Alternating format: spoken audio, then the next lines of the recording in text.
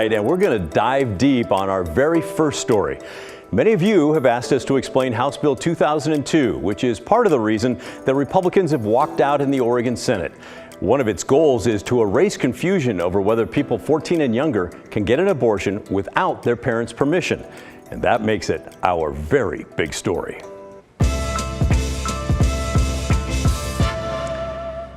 Now, I know when I said Republican walkout, some of you rolled your eyes and some of you shouted it's not about abortion, it's about bill summaries being easy to read in the legislature. I know, that is what the Republicans keep insisting it's really all about. But look, that's nonsense, because most, if not all of those bill summaries violate that easy to read rule, and it's probably been that way for years. The real issues are abortion and gender-affirming treatment. So tonight, we're going to tell you what current Oregon law states, what it doesn't, and how the bill would change that. Let's start with abortion. And from the get-go, I want to tell you this has been one of the most confusing things I've researched in a long time. I've talked with lots of different people. I thought I understood where things were, and then I've researched some more and got totally confused. And then I talked with more people. I've talked with lawmakers, lawyers, policy experts, all trying to sort this out for myself and for you. I do have it now, but I'm telling you, it was a long day and it took all day. When it comes to abortion, my question was simple. Can anyone at any age in Oregon get an abortion? The answer was simple as well. It's yes, as long as all of the medical care is done within state lines. But this is when it gets tricky. When a parent's permission is required, when is that for someone underage to get an abortion? Well, you'd think it's a quick task to find that one too. Just get the law and read it. But that, my friends, that is not the case here at all. Oregon's law, when it comes to the age of parental consent or permission for abortion under the age of 15, well, it's a mess. Let's start out with what we do know, though. Oregon Revised Statute 109.640 sets the age for consent for medical treatment or dental treatment at 15 years old. So what that means is that anyone 15 and older can agree to get any medical or dental treatment without telling their parents and without getting their permission. And yes, that does include abortions. Which might make you think, okay, 14 and younger apparently do need parental permission. Well, maybe, but maybe not. ORS 109.640 subsection 1 reads, physician assistants, nurse practitioners, and naturopathic physicians may provide birth control information and services to any person without regard to the age of the person. So now you might be back to thinking, oh, okay, they do not need their parents' permission, no matter how young. But did you notice that line did not say anything either way about parents' permission? And that's led to a lot of confusion. On the website of the Oregon Health and Sciences University, under frequently asked questions about abortion, it clearly states that if you are 14 or younger, Oregon law requires you to get consent from a parent or guardian for medical care, including abortion. At OHSU, we can connect you with confidential help if getting consent is not an option for you. By the way, they provide a link to the law, which goes to a page that was, not found here on the Oregon Health Authority's website, which I'm just laughing because that's typical of the journey that I and now we have been on all day. But we're not giving up. Let's get some historical perspective and then we'll zoom back up to the current day. Historically, Oregon had several laws that were against abortion. In the 60s, anyone under 18 needed a parent's permission. In 71, the state let people 15 and older decide for themselves what medical care to get as long as it was not an abortion. And then Roe v. Wade happened in 1973, giving everyone the constitutional right to an abortion. Oregon's abortion laws were a mess, and the Attorney General back then said, listen, we're not going to enforce these things. 10 years later, in 1983, the Oregon legislature decided to try and fix things. They repealed that abortion law from the 60s requiring parental consent and notification, but they did not clarify whether it covered only people 15 and older or anyone at any age. Now, in states where a parent's permission was needed for a minor to get an abortion after Roe v. Wade, federal law required something called a judicial bypass system. That would allow the minor to ask a judge for permission if they could not get that permission from a parent for whatever reason. Oregon, though, never had a bypass system like that, which left many believing that no parental permission is required in Oregon for an abortion. You follow that? The absence of the judicial bypass in Oregon was proof to some that parental consent was not needed for someone at any age to get an abortion in Oregon. But then the Dobbs decision happened, overturning the constitutional right to an abortion, and suddenly Oregon's lack of clarity upended the understanding of abortion services for those 14 and younger in this state. Many people will tell you 14 and younger still have the right to an abortion without their parents' permission. But others, well-respected like OHSU, will tell you no, state law requires the parents' permission for 14 and younger.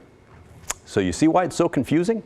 And by the way, if you're shocked to learn that many people believe under the current law, anyone at any age can get an abortion without parents' permission, well, listen, you're not alone. Here's what happened during a Ways and Means Committee hearing in mid-April. They were talking about HB 2002 when the question of parental notification came up. Republican Senator Tim Knopp is asking the question of a member of the Legislative Counsel's office. Those are the folks who are the lawyers for the legislature. So in this bill, at what age can a child make the determination on their own without parental consent to have an abortion? Chair Sanchez, Chair Steiner, Senator Knopp. Under the current law, it's not entirely clear what age a minor can make the determination to have an abortion without parental consent. Under House Bill 2002A, however, it's a minor of any age can make that determination. So follow up, so a 10-year-old can make that decision on their own then? No. Chair Sanchez, Senator Steiner, yes. 10-year, no. No. 10-year-old?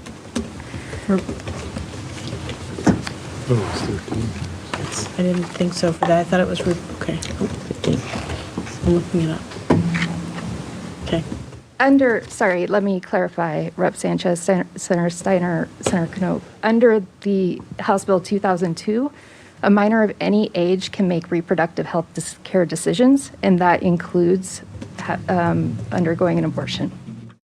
Did you hear that gasp from various committee members? It shows you how confusing this is and how high pressure, high stakes it is. During that same hearing, Democratic Senator Elizabeth Steiner, who's a medical doctor herself and helped sponsor HB 2002, said that in cases where a minor child does get an abortion, police are notified and the Department of Human Services would be notified as well, and the child would be strongly encouraged to allow them to notify the parents. But her understanding of the law is if the child was pregnant through incest, for example, and the mother's not cooperating and protecting her, and it would be dangerous for the child for her parents to be notified, then notification is not required. And here's a letter from the only Republican in the House who voted for HB 2002. Charlie Conrad represents District 12, just west of Eugene.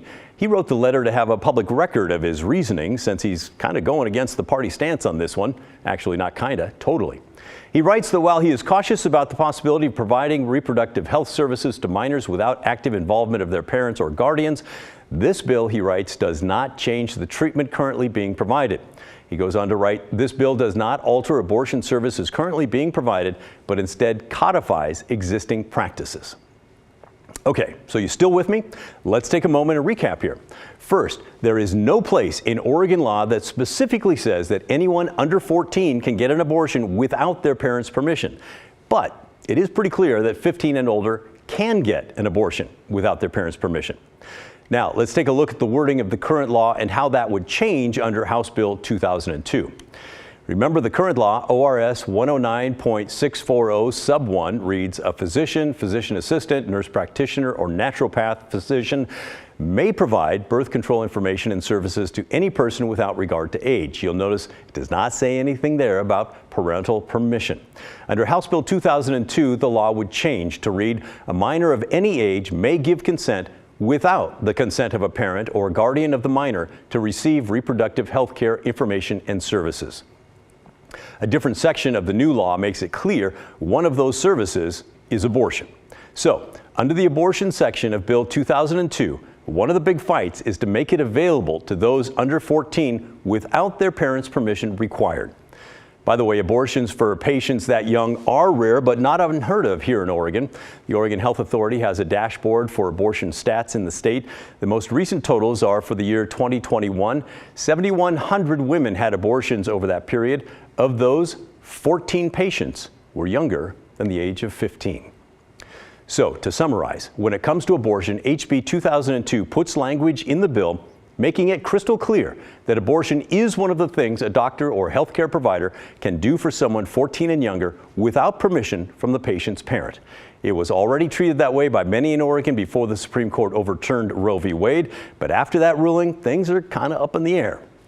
HB 2002 would also require community colleges, universities, and other higher ed institutions to provide students access to emergency contraception and medication abortion.